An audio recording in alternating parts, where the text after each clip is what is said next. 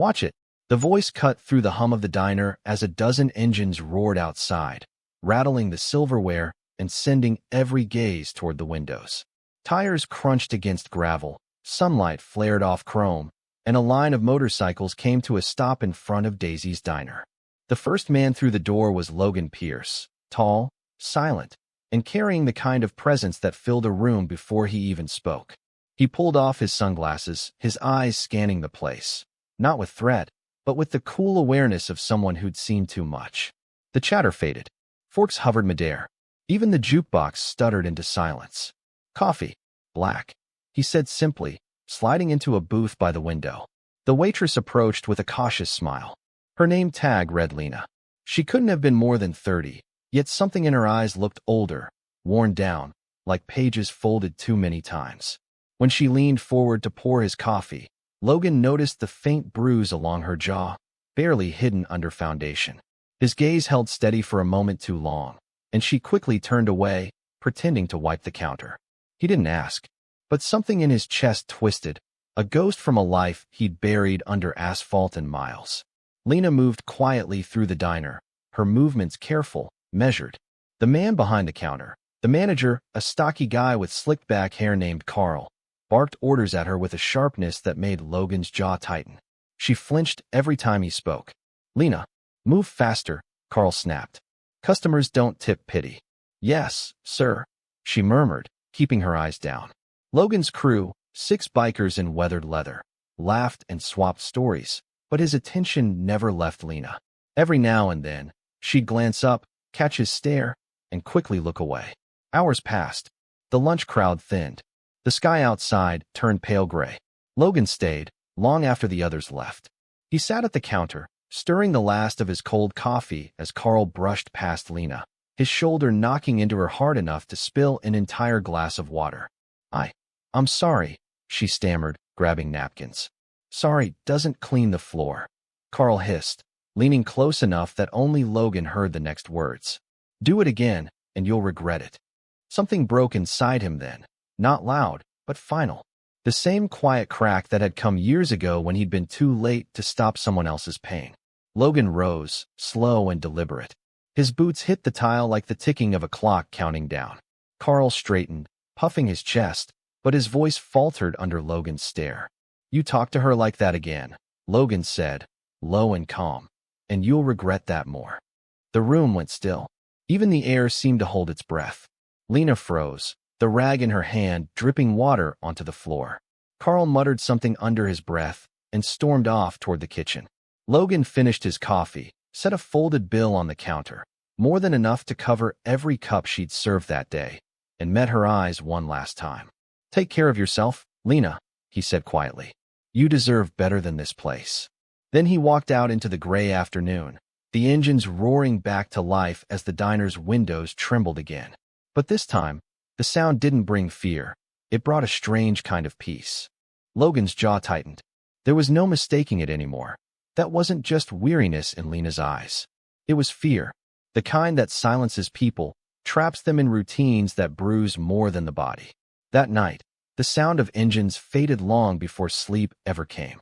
Logan sat alone in his garage, a cigarette burning slow beside him as the neon light flickered over rows of gleaming motorcycles. His brothers dropped by, laughter, beer, noise, but he barely heard a word. His thoughts were fixed on the faint bruise he'd seen beneath the makeup and the tremor in her hands. It wasn't the first time he'd seen it, and that was what hurt the most. Years ago, he'd ignored a cry for help until it was too late. Since then, he'd lived with the echo of regret, the kind that creeps into every quiet night. He told himself he'd never stand by again. The next morning, before the sun had fully broken through the clouds, Lena arrived at Daisy's diner.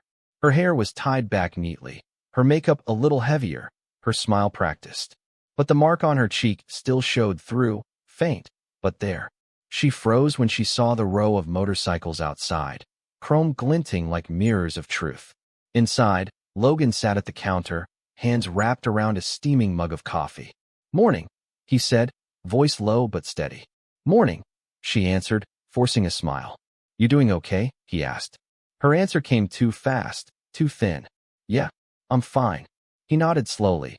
but his eyes didn't move from hers. You sure? That pause, that one heartbeat of hesitation, was all it took. Her eyes filled before she could stop them.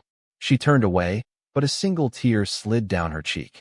Carl Benson came stomping out from the back, voice sharp enough to cut glass. Lena, what did I tell you about? He stopped short when he saw Logan stand. The room went dead quiet.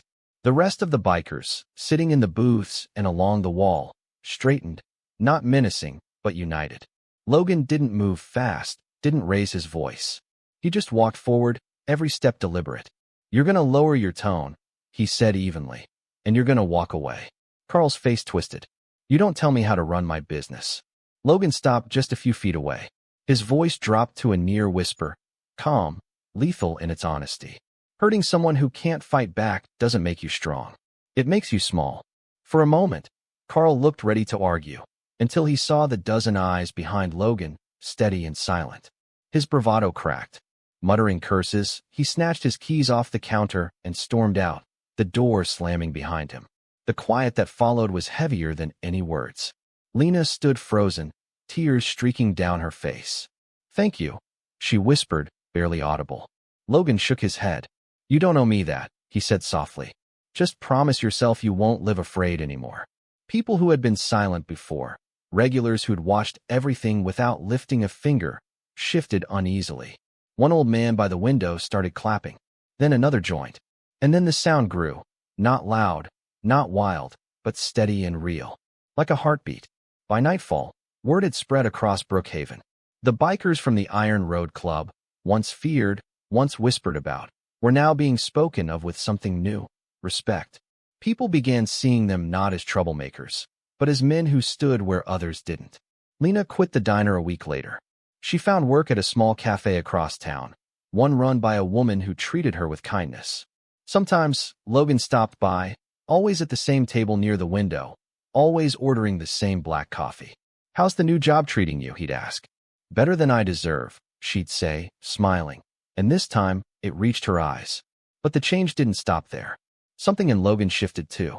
The wall he'd built around himself began to crack, letting in light he hadn't felt in years. His brothers noticed it first. Soon, they started organizing charity rides, raising money for shelters, visiting schools, fixing bikes for free. What began as one small act of courage grew into something that softened the edges of the entire town. Months later, the sun hung low over Brookhaven as Lena stood outside the new diner, apron in hand. A familiar roar rose from the highway, the Iron Road Club, engines humming like thunder rolling in the distance. As they passed, Logan raised a hand in silent salute. She smiled, waving back. It wasn't a goodbye. It was a promise, a quiet understanding between two people who'd faced darkness and found something brighter. And that evening, as the engines faded into the horizon, Brookhaven remembered not the sound of bikes, but the silence that followed, the kind that settles only after someone chooses to do the right thing. Because sometimes, kindness doesn't come in soft hands or gentle voices.